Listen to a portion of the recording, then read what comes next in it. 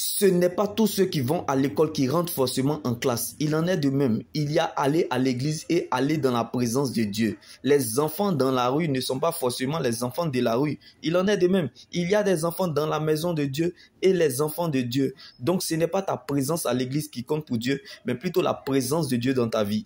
Ce n'est pas ton rang social qui compte pour Dieu, mais plutôt ton rang dans le royaume des cieux. Car lorsque nous sommes sur terrain, Dieu emmène d'autres à l'échauffement. Nous ne voulons pas qu'on nous enlève pour être remplacés.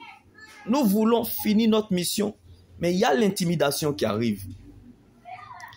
L'intimidation, bien-aimé, des obstacles de la vie arrive.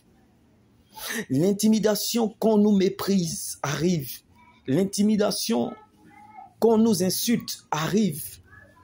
Mais nous ne regardons pas à cela. Car l'unique regard dont nous avons besoin, c'est Jésus-Christ.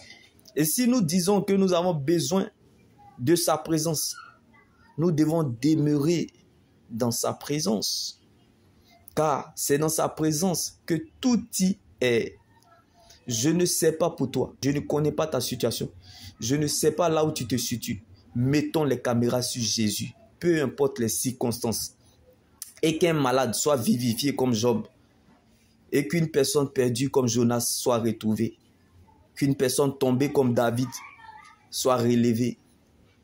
Qu'une personne abattue comme Ézéchias soit redressée et consolée. Et qu'une personne faible comme Gédéon soit fort. Et que l'aveugle voie. Qu'un sourd entend. Et qu'un paralysé marche. Shalom.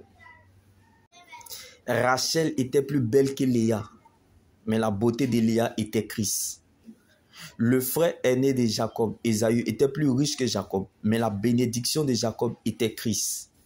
Les sœurs de Lazare étaient plus riches que Lazare. Mais la richesse de Lazare était Christ. Goliath était plus grand que David. Mais la grandeur de David était Christ. Gédéon était faible. Mais sa faiblesse était Christ. Là où se trouve ta richesse, c'est là où se trouve ton cœur. Que Dieu prenne la forme de ce qui te manque. Comme Abraham a donné son Isaac à Dieu. Si tu commences par la volonté qui te fait patienter, tu finiras par la volonté qui t'exauce. Car la persévérance est la clé de ton exaucement. Shalom.